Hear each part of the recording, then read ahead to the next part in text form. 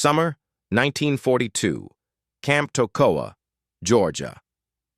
The mercury climbed past 95 degrees as 140 men stood at attention under the brutal southern sun.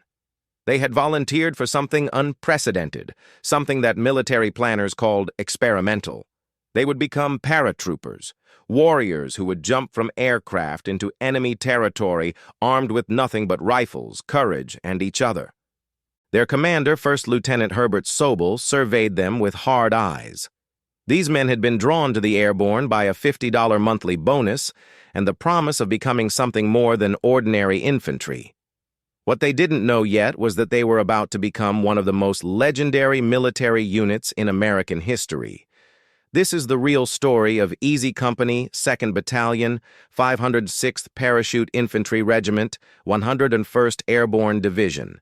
Their exploits would inspire books, documentaries, and eventually a television series that would introduce their Brotherhood to millions.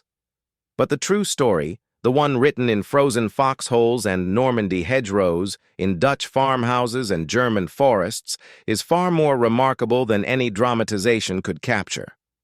Easy Company was born at Camp Toccoa in July 1942, part of the newly formed 506th Parachute Infantry Regiment. The location was chosen specifically for its challenging terrain, dominated by Mount Currahee, a Cherokee word meaning stands alone. That mountain would become the crucible where Easy Company was forged. Lieutenant Sobel ran the most demanding training program in the American military. A strict disciplinarian from Chicago, he pushed his men beyond what they thought were their limits. Every morning began the same way. 3 miles up Currahee, 3 miles down. In full gear, in the Georgia heat, men collapsed, men vomited, men cursed Sobel's name, but they ran. Among those who ran were men who would become legends. Richard Winters, a quiet Pennsylvanian who had attended Franklin and Marshall College, stood out immediately for his calm competence. Lynn "Buck" Compton, a star athlete from UCLA who had played baseball alongside Jackie Robinson and football in the Rose Bowl, brought natural leadership and physical prowess. Donald Malarkey from Oregon, Bill Guarnere from South Philadelphia, Joe Toye from the Pennsylvania coal mines. Each brought their own story, their own reasons for volunteering. Winters was originally assigned to Easy Company as a platoon leader for 2nd Platoon. He quickly recognized that while Sobel's training methods were brutal, they were effective. The men of Easy Company were developing something extraordinary, a level of physical conditioning and mental toughness that set them apart from regular infantry. They could march faster, fight longer, and endure more than units that hadn't been forged on Currahee's slopes. But Sobel had a fatal flaw. While he excelled at training, he struggled with tactical leadership. His map-reading skills were poor, and his decisions in field exercises often endangered his men. The non-commissioned officers, sergeants who would have to execute Sobel's orders in combat, began to worry. If Sobel commanded them in battle, men would die unnecessarily. The tension came to a head in late 1943. A group of Easy Company's NCOs, led by platoon sergeants Terrence Harris and Myron Ranney, decided to take drastic action. They drafted a letter to the regimental commander, Colonel Robert Sink, stating that if Sobel remained in command, they would refuse their promotions and revert to private. It was mutiny, pure and simple. In wartime, such actions could result in court-martial and execution, but the NCOs believed so strongly that Sobel would get them killed that they were willing to risk everything. Colonel Sink, recognizing the legitimate concerns while unable to tolerate insubordination, made a Solomon's choice. He demoted Harris and Ranney and transferred them to other companies, but he also transferred Sobel out of Easy Company, assigning him to a parachute training school. First Lieutenant Thomas Meehan took command of Easy Company. Richard Winters, who had briefly been court-martialed by Sobel over a minor infraction before the mutiny crisis, was promoted and retained as a platoon leader. The men breathed easier. They had a commander they trusted. Years later, Winters would reflect on the Sobel era with surprising generosity. Despite their conflicts, Despite Sobel's tactical limitations, Winters acknowledged that Easy Company's incredible success in combat owed much to the foundation Sobel had built. The physical conditioning, the discipline, the refusal to accept excuses, these had transformed civilians into soldiers capable of extraordinary feats. The night of June 5, 1944, Easy Company boarded C-47 Skytrain aircraft at Upottery Airfield in England. Their destination was Normandy, France. Their mission was to jump behind enemy lines hours before the beach landings, securing key positions and disrupting German defenses. The men were loaded with equipment: rifles, ammunition, grenades, explosives, rations.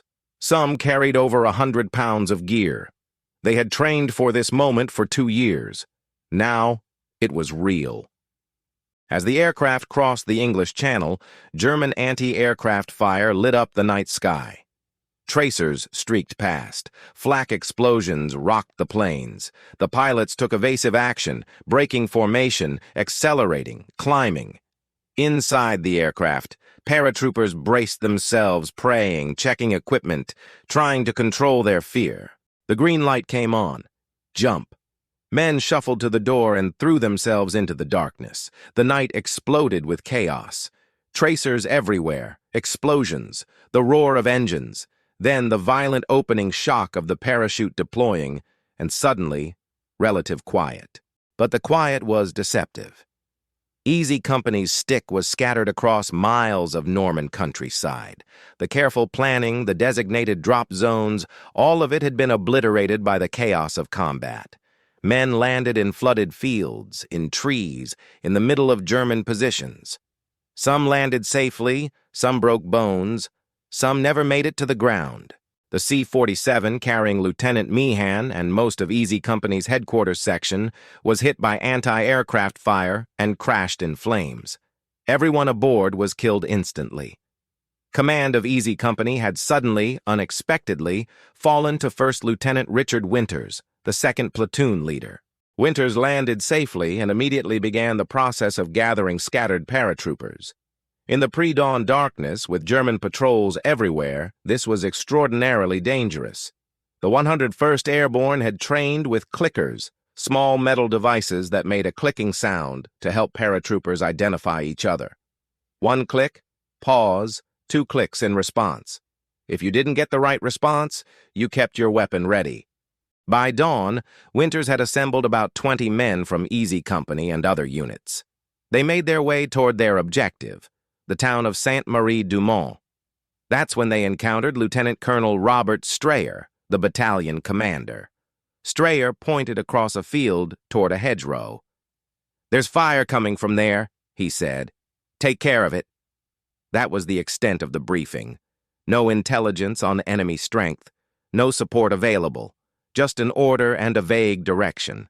Winters conducted a careful reconnaissance, moving along the hedgerows until he could observe the German position. What he saw made his heart sink. 4 105mm howitzers, artillery pieces firing directly onto the causeways leading from Utah Beach. The guns were in emplacements connected by trenches and defended by machine gun positions. He estimated at least 50 German soldiers. He had 12 men. This moment, this impossible tactical situation, would become known as the Brecourt Manor assault.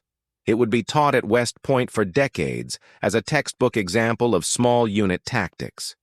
But on the morning of June 6, 1944, Winters wasn't thinking about military history. He was thinking about how to accomplish an impossible mission without getting his men killed. He developed a plan based on fire and maneuver.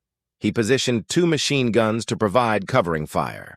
He sent Buck Compton, Don Malarkey, and Bill Guarnere to flank the position from the right, tasked with eliminating the machine gun nest that was covering the artillery pieces. Then, with covering fire suppressing the Germans, Winters would lead a small assault team directly at the first gun.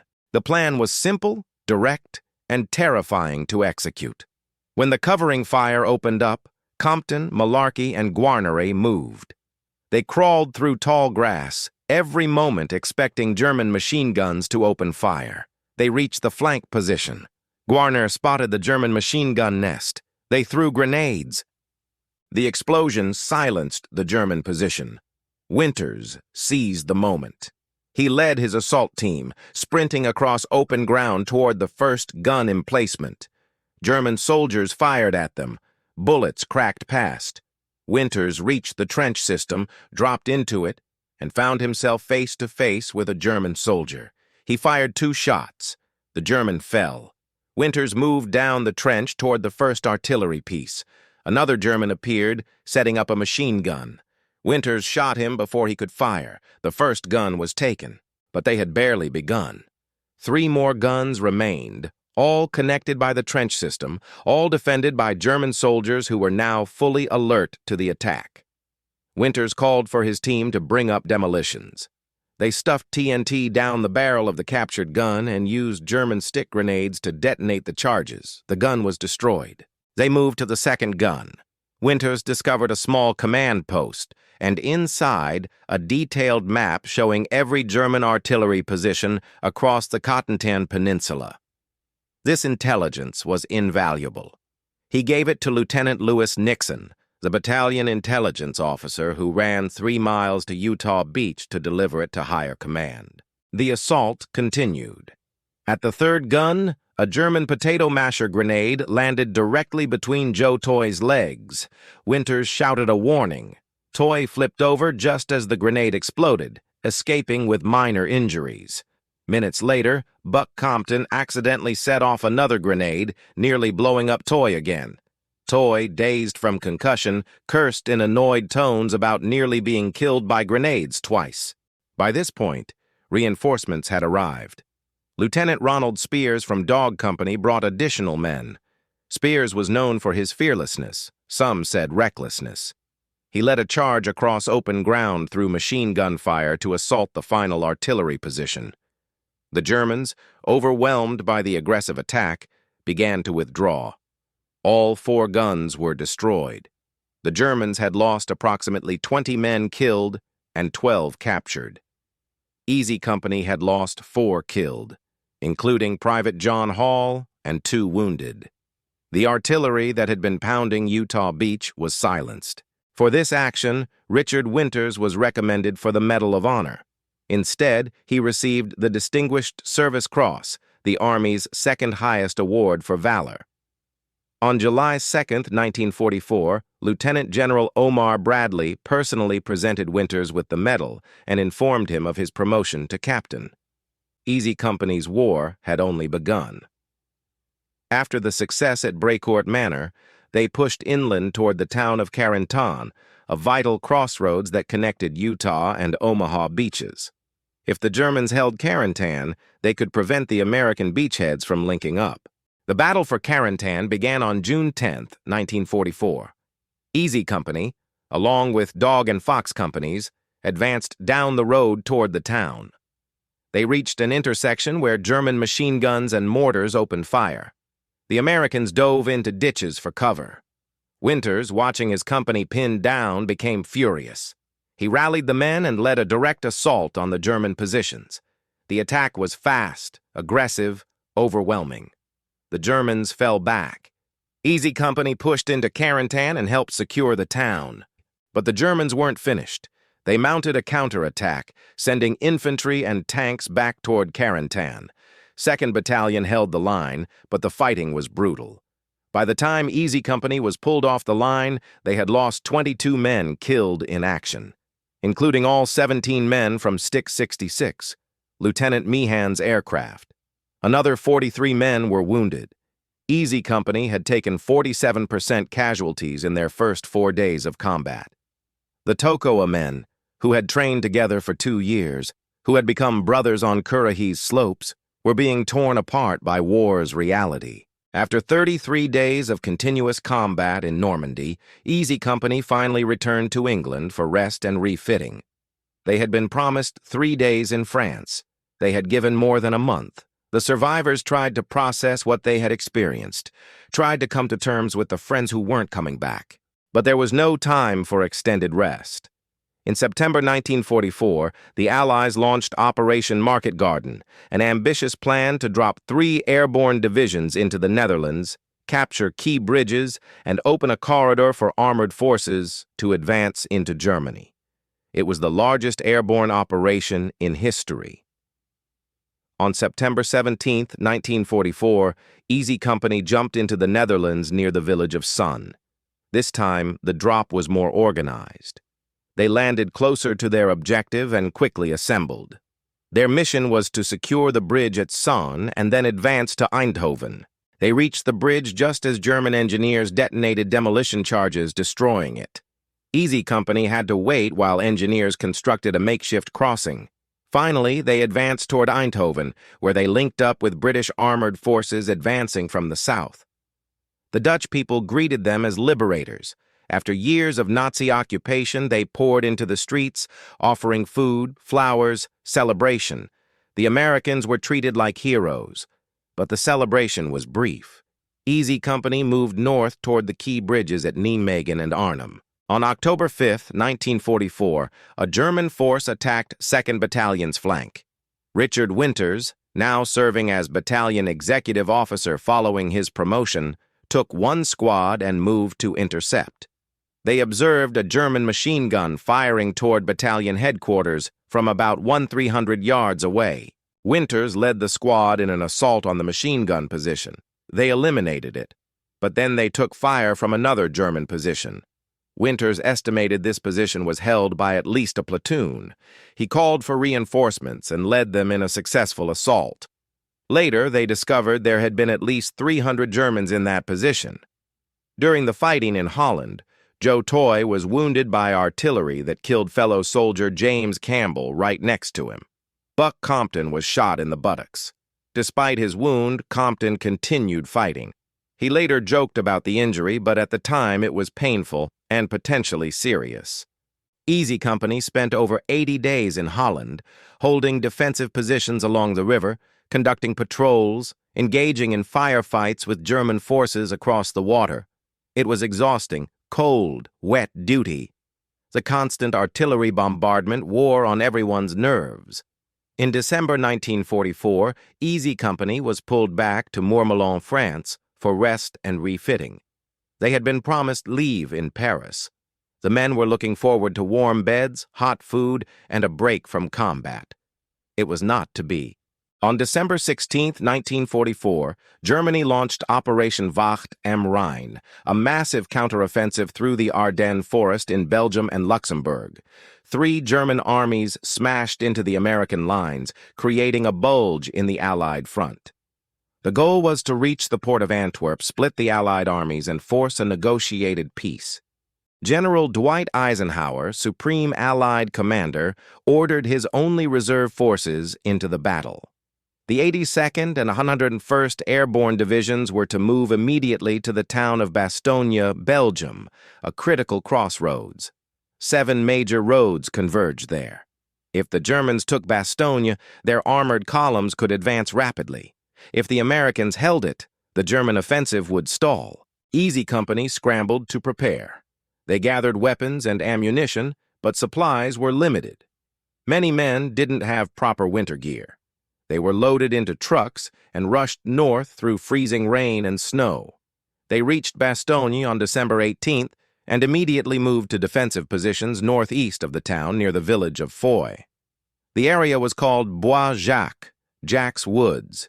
It was a pine forest on a slight rise overlooking open fields and the German-occupied village below. The men dug foxholes in frozen ground. It was brutal work. The ground was hard as concrete. They used picks, axes, explosives, anything to create shelter. They dug in pairs, sharing foxholes barely large enough for 2 men. The weather was the coldest in decades. Temperatures dropped to -19 degrees Fahrenheit. Snow fell steadily. The men had no winter clothing. They wrapped themselves in blankets, wore multiple layers of whatever clothing they could scrounge, and huddled in their foxholes trying to survive. The Germans surrounded Bastogne on December 20th. The 101st Airborne and elements of the 10th Armored Division were now encircled. No supplies could reach them by ground. Ammunition ran low. Food ran out. Medical supplies were exhausted. The only hope was aerial resupply. but the weather prevented aircraft from flying. On December 22nd, German officers approached American lines under a white flag. They carried an ultimatum demanding surrender. General Anthony McAuliffe, acting commander of the 101st Airborne, gave a response that became legendary. One word: nuts. The Germans didn't understand the American slang. An American officer had to explain that it meant go to hell. Easy Company held the line in Bois Jacques through Christmas. The conditions were beyond anything the men had experienced. Constant artillery bombardment, German patrols probing for weaknesses, the cold that numbed fingers and toes, that made weapons malfunction, that killed as surely as bullets. Joe Toye, the tough coal miner from Pennsylvania, developed severe trench foot. His feet were freezing, swelling, threatening gangrene. He was ordered to the aid station for treatment. He broke out and returned to his foxhole. He refused to leave his friends. Men huddled together for warmth. They shared what little food they had. They sang songs to keep their spirits up. Joe Toye would start singing "I'll Be Seeing You," and others would join in until the whole forest echoed with American voices. Bill Guarnere later said, "Before you know it, the guy next to him starts singing, and the guys next to him, and soon everybody's singing. Even I'm singing and thinking, what the hell, we're all nuts." On December 24th, Christmas Eve, the Germans launched a major attack. Artillery pounded Easy Company's positions. The forest exploded with shell bursts, trees splintered, shrapnel flew, men screamed. In one foxhole, Skip Muck and Alex Pencala huddled together. A shell landed directly on their position. Both men were killed instantly, blown apart. Their friends in nearby foxholes heard the explosion, saw the smoke, and knew immediately what had happened. The artillery continued. Another barrage, another. The frozen ground shook. Then the most devastating moment of Easy Company's war. Joe Toye was caught in the open during an artillery strike. Shrapnel tore into his back, knocking him down. He tried to get up. "Gotta get up, gotta get up," he mumbled. Bill Guarnere heard his best friend's voice. Without hesitation, without thinking about his own safety, Guarnere scrambled out of his foxhole and ran toward Toye through the artillery barrage. He reached him and began dragging him by his arms back toward cover. Toye was missing his right leg, leaving a streak of blood in the snow. Buck Compton watched in horror. "Get back, Bill!" men shouted. "Take cover!" But Guarnere wouldn't leave Toye. He dragged him toward a foxhole. He was almost there when another shell landed. The explosion caught both men. They disappeared in a hail of dirt, snow, and shrapnel. When the barrage stopped, Compton ran to them. Both men were lying in the snow, tangled together, both missing legs, bleeding out. "Medic! Medic!" Compton screamed. Joe Toye, despite his catastrophic injuries, was conscious. He looked at the medics working on him and said words that would haunt everyone who heard them. "What the hell does a guy gotta do to get killed around here?" It was Toye's fourth Purple Heart. He had been wounded repeatedly, had refused medical evacuation multiple times, had endured everything the war could throw at him. Now, finally, his war was over. Both Toye and Guarnere were evacuated to field hospitals. They would survive, but both had lost their right legs. Buck Compton, watching his friends maimed and bleeding, watching Skip Muck and Alex Pencala blown apart, watching his platoon decimated by artillery, reached his breaking point. He ran back toward the command post, completely exposed to incoming fire. Other soldiers tackled him and dragged him to cover. Later, when the barrage ended, Compton made his way to battalion headquarters. He found Colonel Sink and vented his rage and frustration. Where was Lieutenant Norman Dyke, their company commander? Why wasn't he at the front?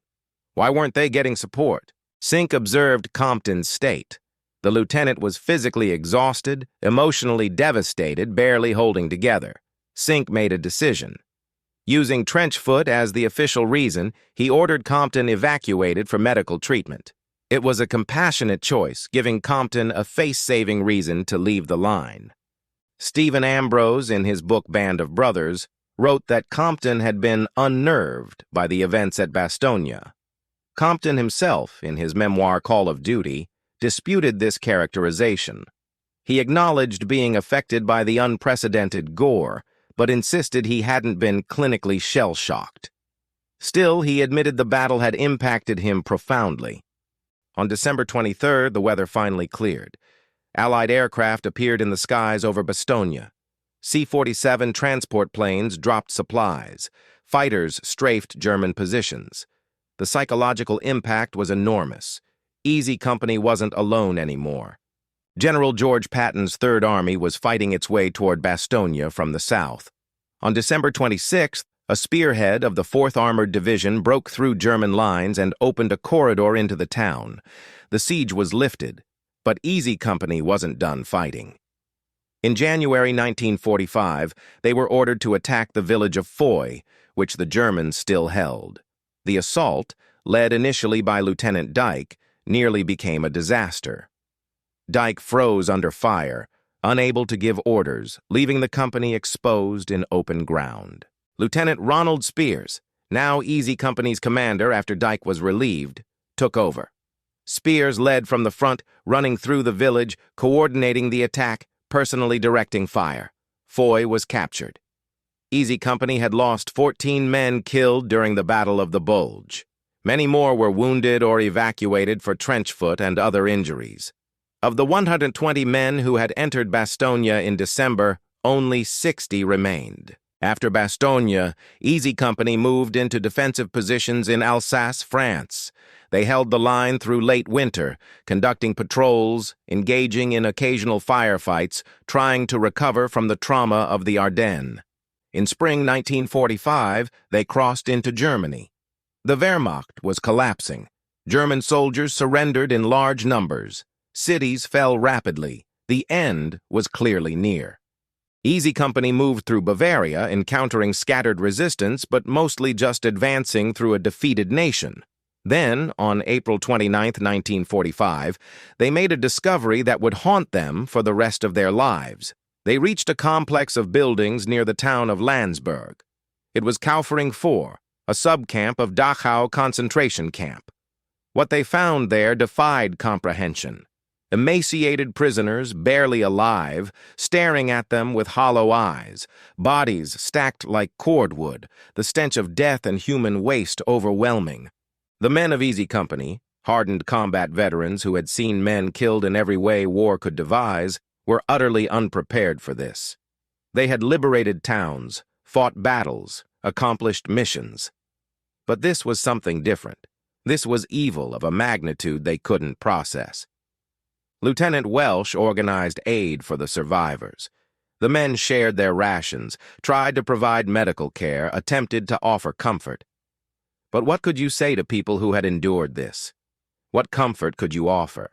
Major Winters later reflected that this discovery gave meaning to their entire war. They hadn't just been fighting to defeat armies.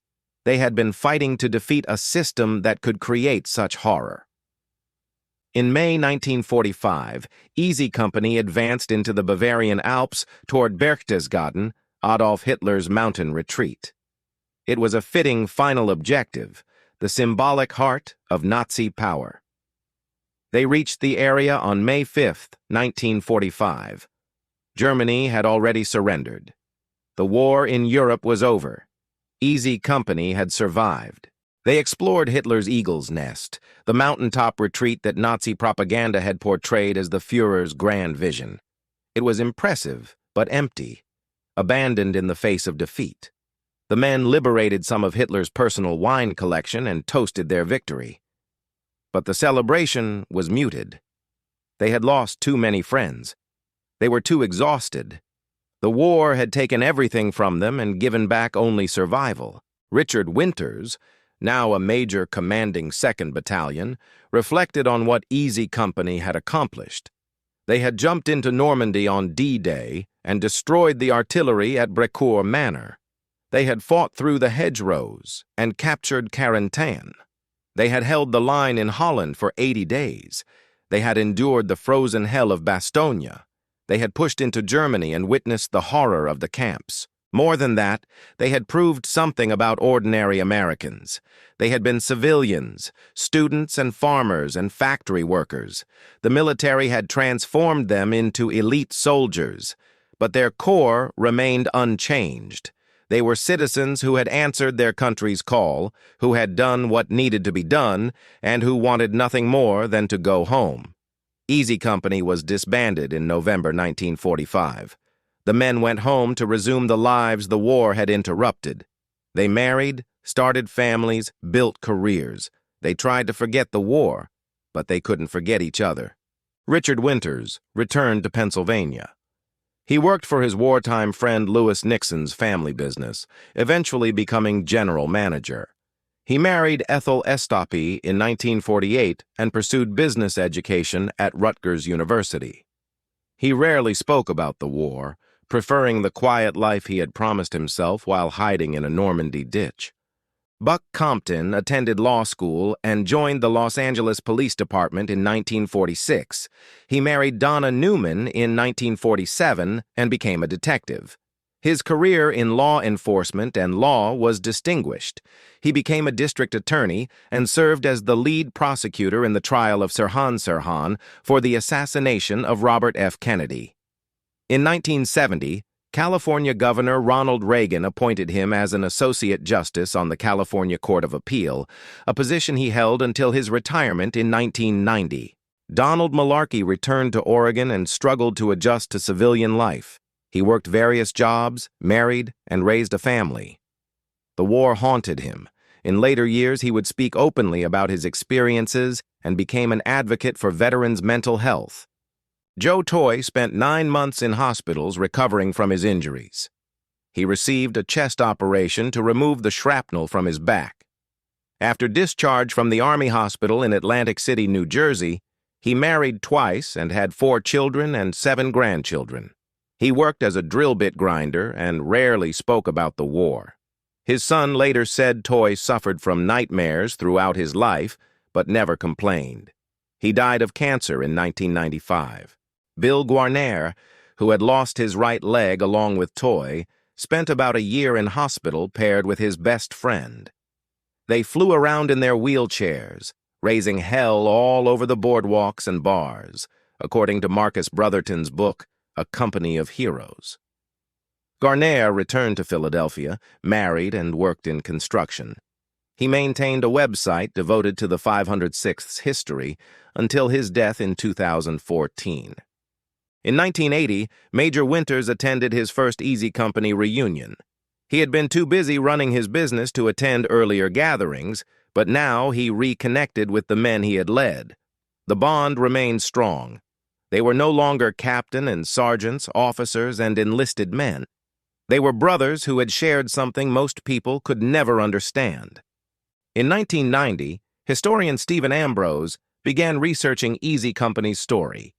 He interviewed Winters extensively and reached out to other veterans.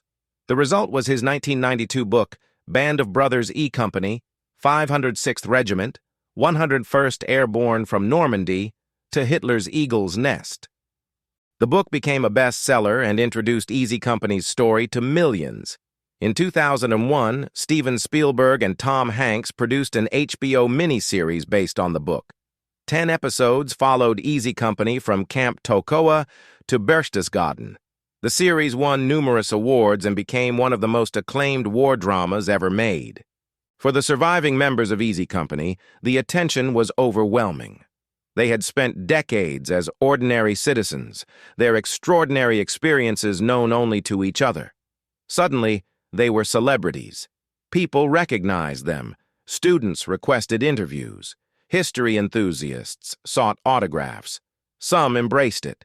They attended conventions, gave talks, signed memorabilia. They saw it as an opportunity to ensure their fallen friends weren't forgotten, that the sacrifices of Skip Muck and Alex Pencala and John Hall and all the others would be remembered. Others found it difficult. Winters was particularly uncomfortable with the attention. He gave some interviews, but generally preferred his privacy. He felt the series sometimes glamorized aspects of war that weren't glamorous. that it couldn't fully convey the fear, the cold, the exhaustion, the grief, but he also acknowledged it had done something important.